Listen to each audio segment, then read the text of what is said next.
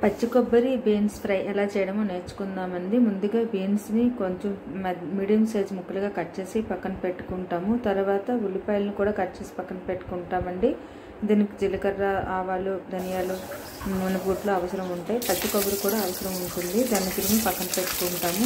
పచ్చిమిర్చి కూడా మనము కలర్ఫుల్గా రావడం కోసమని రెడ్ వేసుకుంటాం. గ్రీన్గా మనకి బీన్స్ ఉంటాయి కాబట్టి రెడ్ వేస్తాం. ముందుగా మినపగుడ్లను వేసేసి తర్వాత ఆవాలు, మినపగుడ్లు వేగుతున్న టైంలోనూ ఉల్లిపాయలు, వెల్లుల్లి, పచ్చిమిర్చి, కరివేపాకు ఇలా 1 by 1 వేసుకుంటూ కలుపుకుంటూ ఉంటామండి.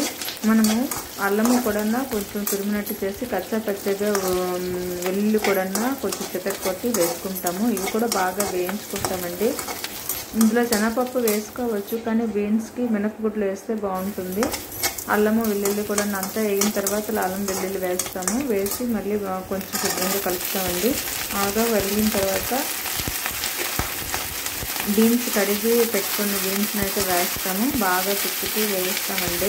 వేసి మూత పెడుతుంటాం, తిప్పుతుంటాం, మళ్ళీ మూత పెడుతుంటాం, కలుపుతుంటాము. ఇలా చేస్తూ ఉండాలండి. ఆ తర్వాత కొద్దిసేపటికి వేగిన తర్వాత పసుపు కూడా వేస్తాము. పసుపు కూడా వేసేసి అలా మూత పెడుతూ కలుపుతున్నాము. అలా చేస్తూ ఉంటామండి. చాలా టైము మూత పెట్టడం, తీయడము, కలుపుతున్నాం చేయాలి. ఎందుకంటే అవి మాడిపోతాయి. మాడకుండా ఉండాలంటే సిమ్లో పెట్టి కలుపుతూ ఉండాలండి. ముందు హైలో పెడతామండి బీన్స్ వేసిన తర్వాత. ఆ తర్వాత కొద్దిగా వేగిన తర్వాత మనము సిమ్లో పెట్టేయాలి, లేకపోతే అడుగు కంటిస్తాయండి. మూత పెడుతుండాలి, కలుపుతుండాలండి. తీస్తూ మూత పెడుతూ కలుపుతున్నాము చేస్తూనే ఉండాలి.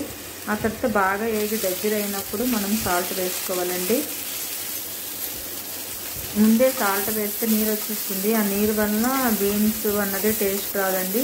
ఆయిల్లో వేస్తేనే టేస్ట్ డిఫరెంట్గా వస్తాయండి. లాస్ట్లో మనం సాల్ట్ వేస్తాము. వేసి మూత పెడతాము చేసుకోవాలి. కొద్దిసేపటికి నీరైతే కనుక అంటే మనం సాల్ట్ వేసిన వెంటనే కొంచెం హైలో పెడతాము, ఎందుకంటే నీరు వచ్చేస్తుందని. తర్వాత మళ్ళీ సిమ్లోనే పెట్టేయాలి. తర్వాత పచ్చి కొబ్బరి తురిమింది ఉంటుంది కదండి, అది పెట్టుకొని కలుపుకోవాలండి. శుభ్రంగా కలుపుకోవాలి. అది ఏంటంటే ఎక్కువ వేగకూడదు, వేస్తే టేస్ట్ పోద్ది. పచ్చి కొబ్బరి కదా చాలా మెత్తగా ఉంటుంది. అదైతే కనుక వేసి ఒక 2-3 సార్లు అయితే కలిపేయాలండి. కలిపిన తర్వాత మనం మసాలా గుండా వేయాలంటే వేయచ్చు, కానీ నేనైతే కనుక సినమన్ పౌడర్ అదే దాల్చిన చెక్క పౌడర్ అయితే కొద్దిగా చాలా టిప్ అంత వేస్తానండి. ఇంకేం మసాలా గుండా అయితే వేయను.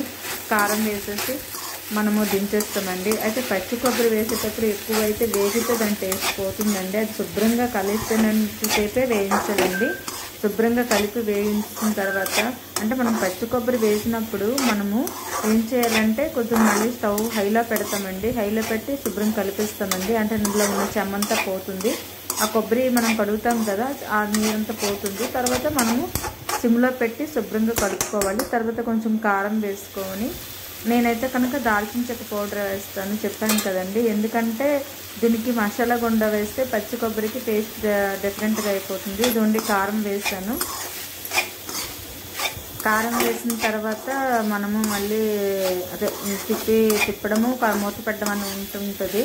అలా తిప్పుకుంటూ మూత పెట్టుకుంటూ కలిపెట్టుకుంటూ చేస్తూ లాస్ట్లో అనమాట దించే ముందే సినమన్ పౌడర్ అదే దాల్చిన చెక్క పౌడర్ కొద్దిగా చాలా టిప్ అంతా వేసాను.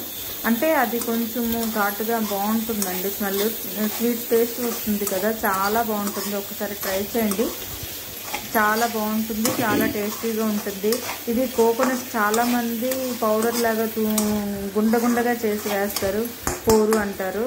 అది అలా వేస్తే కొంచెం ఎండు కొబ్బరి వేస్తే బాగుంటుంది. ఇదైతే తురిమితే బాగుంటుంది. మీరు ట్రై చేయండి, చాలా టేస్టీగా ఉంది.